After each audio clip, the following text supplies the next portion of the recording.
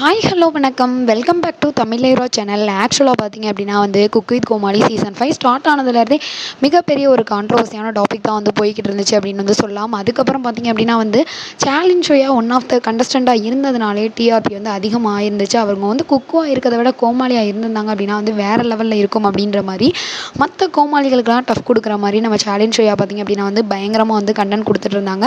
அதனால பார்த்தீங்க அப்படின்னா அவங்க ஒழுங்காக சமைக்கலை அப்படின்னாலும் நம்ம ஜட்ஜஸ் ஆகா ஓகோன்னு புகழ்ந்து பார்த்தீங்க அப்படின்னா அந்த ஷோலே அவங்கள தக்க வச்சுட்டு இருந்தாங்க. போன வாரம் பார்த்தீங்க அப்படின்னா அன்ஃபார்ச்சுனேட்டாக அவங்களுக்கே கொஞ்சம் கூட என்ன அப்படின்னா இடம் கொடுக்க முடியாத அளவுக்கு சேலஞ்ச் ஷோயா ரொம்பவே மோசமாக பெர்ஃபார்ம் பண்ணனால சேலஞ்ச் ஷோயா பார்த்தீங்க அப்படின்னா cook with Comali season 5 evict பண்ணி வெளியில் அனுப்பிட்டாங்க. இது பார்த்தீங்க அப்படின்னா என்ன அப்படின்னா சேலஞ்ச் ஷோயோட ரசிகர்களுக்கு பார்த்தீங்க அப்படின்னா மிகப்பெரிய ஒரு பேர் அதிர்ச்சியாக தான் இருந்துச்சு. எப்படிப்பா விஜய் டிவி சேலஞ்ச் ஷோனால தான் கண்டென்ட் கிடைக்குது, எப்படி அவங்கள எவிக்ட் பண்ணி வெளியில் அனுப்புனாங்க அப்படின்ற மாதிரி என்ன அப்படின்னா யோசிச்சுட்டு இருக்க அந்த வேலையில் கண்டிப்பாக எங்களுக்கு சேலஞ்ச் ஷோயாக கண்டென்ட் கொடுக்க வேணும் அப்படின்ற மாதிரி என்ன அப்படின்னா குக் வித் கோமாளி சீசன் 5 பார்த்தீங்க அப்படின்னா ஒன் ஆஃப் த செலிபிரிட்டியாக அவங்கள ரீஎன்ட்ரி கொடுக்க வச்சுருக்காங்க.